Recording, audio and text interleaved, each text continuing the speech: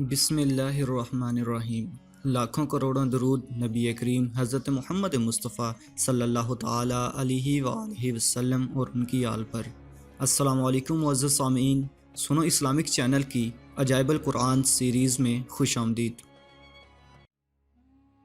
ہمارا آج کا موضوع سخن حضرت صالح علیہ السلام کی اونٹنی۔ حضرت صالح علیہ السلام قوم سمود کی طرف نبی بنا کر بھیجے گئے۔ آپ نے جب قوم سمود کو خدا عز و جل کا فرمان سنا کر ایمان کی دعوت دی تو اس سرکش قوم نے آپ سے یہ معجزہ طلب کیا کہ آپ اس پہاڑ کی چٹان سے ایک گوبھن اونٹنی نکالیے جو خوب فربا اور ہر قسم کے عیوب و نقائص سے پاک ہو۔ چنانچہ آپ نے چٹان کی ایک طرف اشارہ فرمایا تو وہ فوراً ہی پھٹ گئی اور اس میں سے ایک نہایت ہی خوبصورت اور تندرست اور خوب بلند قامت اونٹنی نکل پڑی جو گابن تھی، اور نکل کر اس نے ایک بچہ بھی جنا اور یہ اپنے بچے کے ساتھ میدانوں میں چرتی پھرتی رہی۔ اس بستی میں ایک ہی تالاب تھا جس میں پہاڑوں کے چشموں سے پانی گر کر جمع ہوتا تھا۔ آپ نے فرمایا کہ اے لوگو، دیکھو یہ معجزے کی اونٹنی ہے۔ ایک روز تمہارے تالاب کا سارا پانی یہ پی ڈالے گی اور ایک روز تم لوگ پینا۔ قوم نے اس کو مان لیا۔ پھر آپ نے قوم سمود کے سامنے یہ تقریر فرمائی کہ ترجمہ کنز ایمان: اے میری قوم، اللہ کو پوجو، اس کے سوا تمہارا کوئی معبود نہیں۔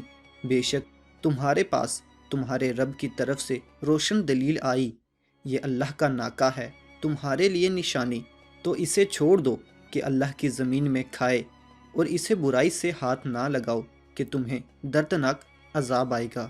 چند دن تو قوم سمود نے اس تکلیف کو برداشت کیا کہ ایک دن ان کو پانی نہیں ملتا تھا، کیونکہ اس دن تالاب کا سارا پانی اونٹنی پی جاتی تھی۔ اس لیے ان لوگوں نے طے کر لیا کہ اس اونٹنی کو قتل کر ڈالیں گے۔ قدار بن سالف، چنانچہ اس قوم میں قدار بن سالف جو سرخ رنگ کا، بھوری آنکھوں والا اور پستہ قد آدمی تھا اور ایک زناکار عورت کا لڑکا تھا، ساری قوم کے حکم سے اس اونٹنی کو قتل کرنے کے لیے تیار ہو گیا۔ حضرت صالح علیہ السلام منع ہی کرتے رہے، لیکن قدار بن سالف نے پہلے تو اونٹنی کے چاروں پاؤں کو کاٹ ڈالا، پھر اس کو ذبح کر دیا اور انتہائی سرکشی کے ساتھ حضرت صالح علیہ السلام سے بے ادبانہ گفتگو کرنے لگا۔ چنانچہ اللہ تبارک و تعالیٰ کا ارشاد ہے کہ ترجمہ کنز ایمان: پس ناکا کی کونچیں کاٹ دیں اور اپنے رب کے حکم سے سرکشی کی اور بولے، اے صالح، ہم پر لے آؤ جس کا تم وعدہ دے رہے ہو اگر تم رسول ہو۔ زلزلے کا عذاب۔ قوم سمود کی اس سرکشی پر عذاب الہی کا ظہور اس طرح ہوا کہ پہلے ایک زبردست چنگھاڑ کی خوفناک آواز آئی، پھر شدید زلزلہ آیا جس سے پوری آبادی اتھل پتھل ہو کر چکنا چور ہو گئی۔ تمام عمارتیں ٹوٹ پھوٹ کر تہس نہس ہو گئیں اور قوم سمود کا ایک ایک آدمی گھٹنوں کے بل اوندھا گر کر مر گیا۔ قرآن مجید نے فرمایا، ترجمہ کنز ایمان: تو انہیں زلزلے نے آ لیا تو صبح کو اپنے گھروں میں اوندھے رہ گئے، تو صالح نے ان سے منہ پھیر لیا۔ حضرت صالح علیہ السلام نے جب دیکھا کہ پوری بستی زلزلوں کے جھٹکوں سے تباہ و برباد ہو کر اینٹ پتھروں کا ڈھیر بن گئی اور پوری قوم ہلاک ہو گئی، تو آپ کو بڑا صدمہ اور قلق ہوا، اور آپ کو قوم سمود اور ان کی بستی کے ویرانوں سے اس قدر نفرت ہو گئی کہ آپ نے ان لوگوں کی طرف سے منہ پھیر لیا اور اس بستی کو چھوڑ کر دوسری جگہ تشریف لے گئے، اور چلتے وقت مردہ لاشوں سے یہ فرما کر روانہ ہو گئے کہ اے میری قوم، بے شک میں نے تمہیں اپنے رب کی رسالت پہنچا دی اور تمہارا بھلا چاہا، مگر تم خیر خواہوں کے غرض ہی نہیں۔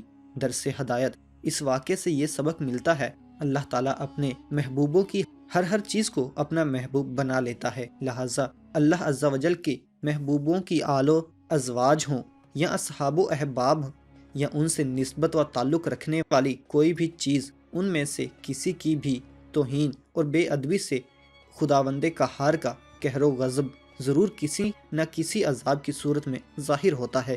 لہٰذا ہر وہ چیز جس کو اللہ عز و جل کے محبوبوں سے نسبت حاصل ہو جائے، اس کی تعظیم و تکریم لازم و ضروری ہے، اور اس کی توہین و بے ادبی عذاب الہی کی ہری جھنڈی اور تباہی و بربادی کا سگنل ہے۔ عذاب کی منحوس زمین۔ روایت ہے کہ جب جنگ تبوک کے موقع پر سفر میں حضور صلی اللہ علیہ وسلم قوم سمود کی بستیوں کے کھنڈرات کے پاس سے گزرے تو آپ صلی اللہ علیہ وسلم نے فرمایا کہ خبردار کوئی شخص اس گاؤں میں داخل نہ ہو اور نہ اس گاؤں کے کنویں کا کوئی شخص پانی پیے، اور تم لوگ اس عذاب کی جگہ سے خوف الہی عز و جل میں ڈوب کر روتے ہوئے اور منہ ڈھانپے ہوئے جلد از جلد گزر جاؤ، کہیں ایسا نہ ہو کہ تم پر بھی عذاب اتر آئے۔ مزید ایسی اسلامک ویڈیوز کے لیے ہمارے چینل کو لائک اینڈ سبسکرائب کرنا مت بھولیں اور بیل آئیکن کو دبا دیں تاکہ نئی آنے والی ویڈیوز کے نوٹیفیکیشن آپ تک پہنچ سکیں۔ ملتے ہیں نئی ویڈیو میں نئے موضوع کے ساتھ، تب تک کے لیے اللہ حافظ، السلام علیکم۔